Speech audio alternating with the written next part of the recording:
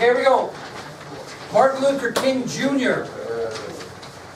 was born on January 15th, 1929 in Atlanta, Georgia. Martin Luther King Jr. was born on January 15th, 1929 in Atlanta, Georgia. He had an older sister and a younger brother. So Martin Luther King Jr. was born on January 15th, 1929 in Atlanta, Georgia. He had an older sister and a younger brother. Now, I think I mentioned this to you before, but I can't remember. Both Dr. King's father and his grandfather were Baptist ministers at the Ebenezer Baptist Church in Atlanta. Both his father and his grandfather were Baptist ministers at the Ebenezer Baptist Church in Atlanta. So he obviously grew up in a line of ministers. Both his father and his grandfather were Baptist ministers serving the Ebenezer Baptist Church in Atlanta. Now, Dr. King was very bright in high school. He did so well, he skipped both his freshman and his senior years of high school. Skipped both his freshman and senior years of high school. And at the age of 15, he entered Morehouse College in Atlanta. So Dr. King did so well in high school that he skipped both his freshman and senior years. And at the age of 15, he entered Morehouse College in Atlanta. He graduated from Morehouse College in 1948.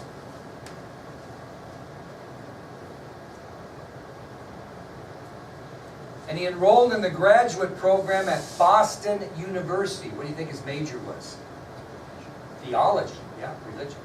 So he graduated from Morehouse College in 1948 and then enrolled in the graduate program at Boston University, majoring in theology. During his time in graduate school, he married a young lady right here, Coretta Scott. Coretta Scott. And the couple eventually had 4 children. So in 1953, during the time he was in graduate school, he married Coretta Scott, and the couple eventually had 4 children. 2 boys and 2 girls.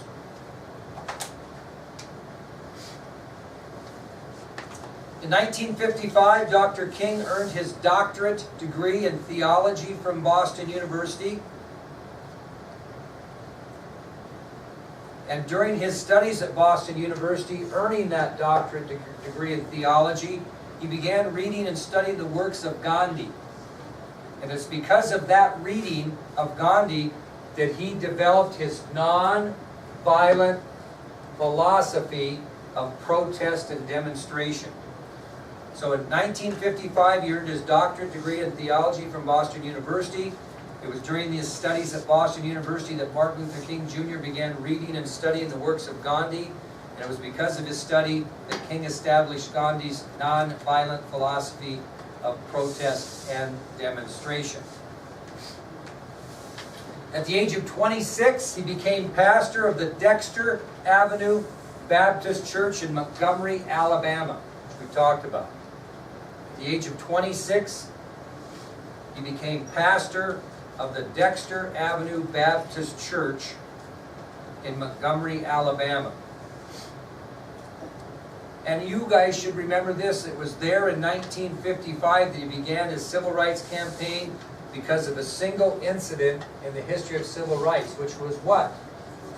Rosa Parks. Very good. When Rosa Parks refused to give up her bus seat to a white man on a bus in Montgomery, leading to the bus boycott, and the rest is history. Dr. King wrote a book about the Montgomery bus boycott, and it was entitled Stride Toward Freedom, and was published in 1958. Look on the internet and see what the first edition, first printing of Stride Toward Freedom might be worth. So in 1958, Dr. King published a book that was entitled Stride Toward Freedom, and the book was written about his experiences in the Montgomery bus boycott in the late 1950s. What happens often when you write a book? What do people like to have you do? Sign it for them. So in September of 1958, he was at a book signing in Harlem, New York. In September of 1958, he was at a book signing in Harlem, New York. While he was at that book signing in Harlem, New York in September of 1958, a demented woman stabbed him in the chest with a letter opener.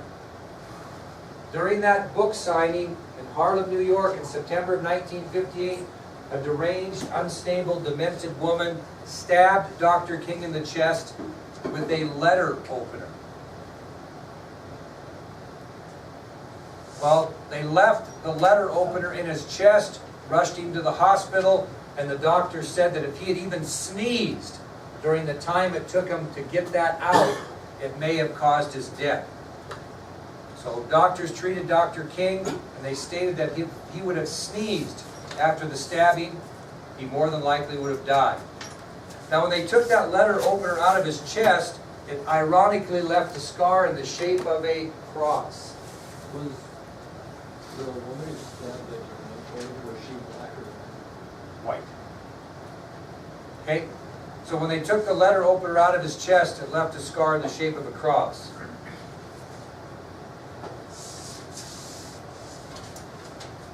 He was often quoted to close friends and aides during his civil rights campaign by saying, quote, "You guys don't know what it's like, but every morning I wake up and brush my teeth and I have to realize that this day could be my last." He always had a bit of a faith. Yeah.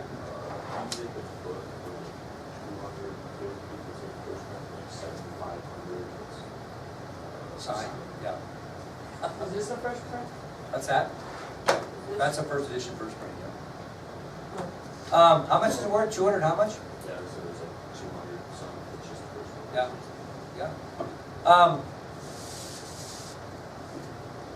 After his assassination in 1968, Dr. King was buried near Ebenezer Baptist Church in Atlanta. Anybody want to guess what the words are on his tombstone? I don't know if I told you or not. Anybody want to guess what the words are on his tombstone? I have a dream. It's a great guess. That's a great guess. Anybody? How many words is it? Stride toward freedom. Many words. Oh, Say it. Say it. Okay, when that book gets around and everybody sees it, you can take it home. Nice job on that. Free at last. Free at last. Thank God Almighty, I am free at last. That's what's on his tombstone. What about Coretta Scott King? She continued her on with her life, never remarried, and died on January 30th, 2006. January 30th, 2006. She died in Mexico at the age of 78. Anybody want to guess why she might have been in Mexico when she died? Treatment. She had ovarian cancer, and she was trying a new procedure that they were doing in Mexico, and she died there on January 30th, 2006 at the age of 78. Hey, what's in the middle there? It's like Mayo printing. Oh, there you go. Okay. All right. Let's talk about Dr. Martin Luther King Jr. Day as a national holiday. How did that come about? What's the history behind Martin Luther King Day as a national holiday? It was in the late 1960s, at Mrs. King's urging, that this guy right here, Congressman John Yonkers of Michigan, introduced a bill in Congress to make King's birthday a national holiday. It was in the late 1960s, at Mrs. King's urging, that this guy right here, Congressman John Conyers of Michigan, introduced a bill to Congress to make King's birthday a national holiday. That was done in the late 1960s. Discussion continued until 1980 with no action. Discussions continued until 1980. And in 1980, a musician by the name of Stevie Wonder released a musical single entitled Happy Birthday to promote the national holiday campaign. So for over 10 years, 10, 12 years, once that bill was introduced by John Conyers, people just didn't really pay a lot of attention. It was under discussion. And finally in 1980, musician Stevie Wonder released a musical single entitled Happy Birthday to promote the national holiday campaign. Now a petition was signed and it was given to Congress. At that time, about 1980, a petition was signed to try to get Congress to recognize his birthday as a national holiday. Anybody want to guess how many signatures were on that petition? 6 million. 6 million signatures were on the petition that came out in late 1980 and was given to Congress and encouraged them to recognize King's birthday into law. The petition still stands as the largest petition in United States history. Well, finally, it was passed in 1983, and you have to pass it through Congress. So which two branches should I have to pass it? Both the House and the Senate. Here's how the vote went. In the House of Representatives, it passed 338 to 90. 338 to 90 in the House, and 78 to 22 in the Senate. 338 to 90 in the House, 78 to 22 in the United States Senate. Who was the president that signed that law that bill into law? 1983, November 2nd.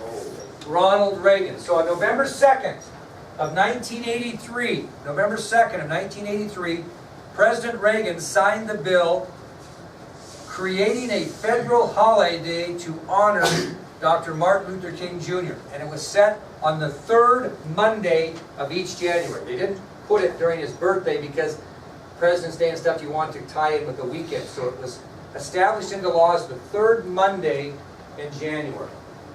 So on November 2nd, 1983, President Reagan signed the bill creating a federal holiday to honor Dr. Martin Luther King Jr. on the third Monday of each January.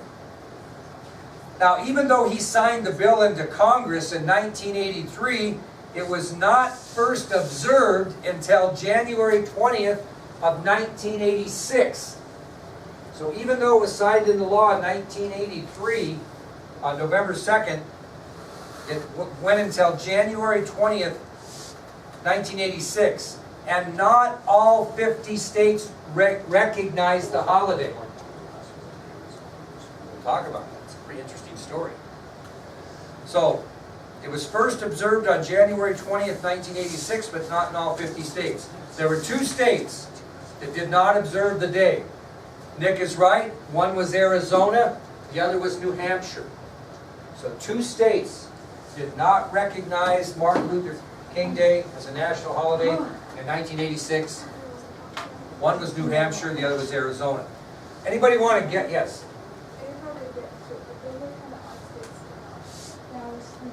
Well, you would, yeah. Yeah, you would think that, but those were the 2. Now, here's my question. What single event changed their mind? Trying to take their money away. The Super Bowl. Yeah, because they wouldn't The NFL Players Association stated that they would boycott Super Bowl 27 that was scheduled at Sun Devil Stadium in Tempe, Arizona, if the state of Arizona did not recognize Martin Luther King Day. Didn't take long for Arizona to buckle. You know how many millions of dollars are earned in a community in the Super Bowl? And as soon as they changed, New Hampshire didn't want to be the last or the last holdout, so they changed. So it was the Super Bowl, believe it or not, very good, of all things, that changed the mind of the state of Arizona to support Martin Luther King Day as a national holiday. So on January 17th of 2000,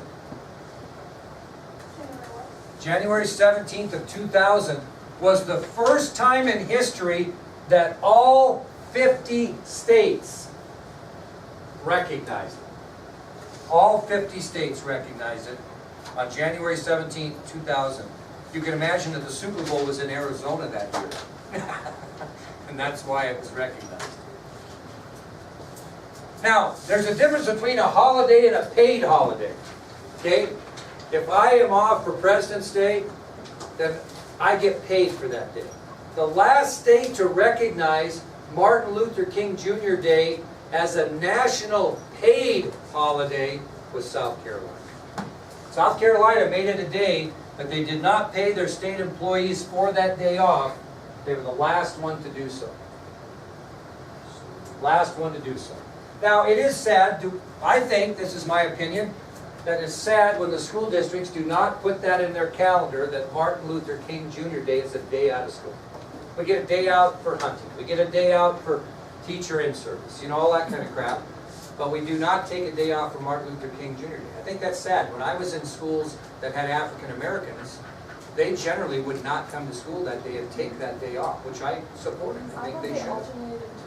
But sometimes they do, sometimes they don't. But this state, this school district, since I've been here, has never taken off Martin Luther King Day as a paid holiday for our students. Okay, what I'm going to do now is we're going to watch a video real quick, like a short video, about 30 minutes, on the assassination of Martin Luther King Jr. I'm so happy to. I'm sorry. Will, light camera action, please.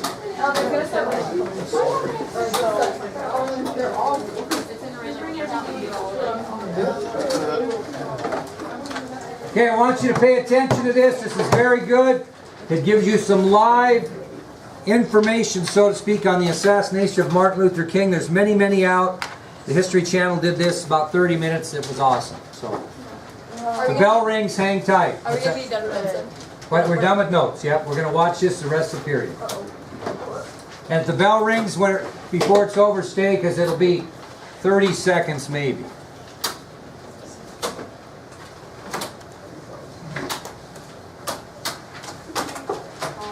Leader of America's civil rights movement is standing on a motel balcony when a shot rings out. The target, a man trying to make peaceful progress, Dr. Martin Luther King Jr. It sets off a firestorm of violence and protest that still echoes today. This is the minute-by-minute account of the assassination of Martin Luther King.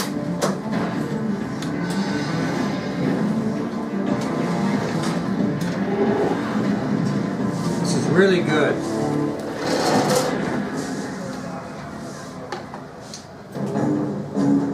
April 3rd, 1968. Civil rights leader Dr. Martin Luther King arrives in Memphis and checks into the Lorraine Motel. He's come to lend his support to a group of black city sanitation workers. King has been fighting for them since February, when they went on strike, demanding better pay and working conditions. That evening, King marches side by side with the workers in a peaceful march and then heads for the Masonic Temple, where he gives a powerful, yet strangely prophetic speech. Like anybody, I would like to live a long life. Longevity has its place. But I'm not concerned about that now. I just want to do God's will. And He's allowed me to go up to the mountain. And I've looked over. And I've seen the promised land. I may not get there with you, but I want you to know tonight that we as a people will get to the promised land.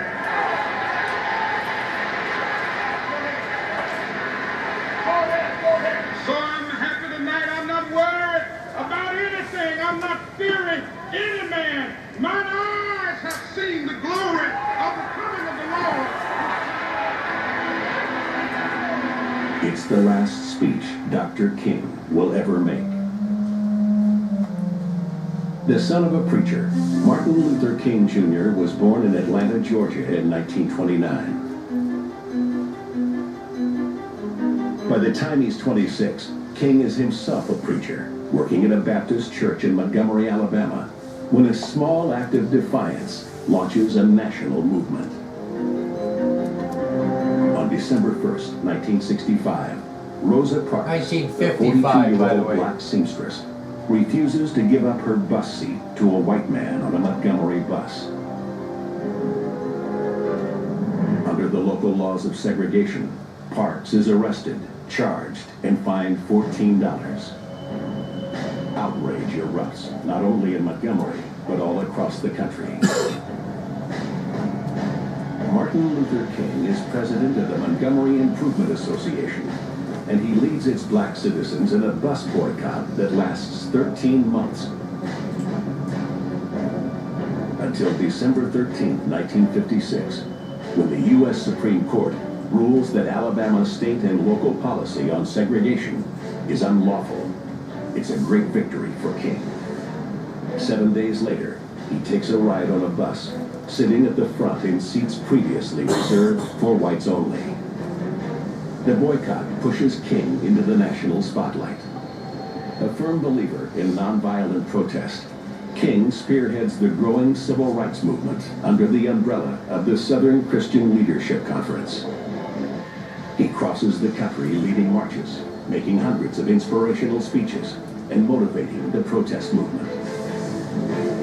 But while the African American community regards Martin Luther King as a hero, there are others who see him as a dangerous threat.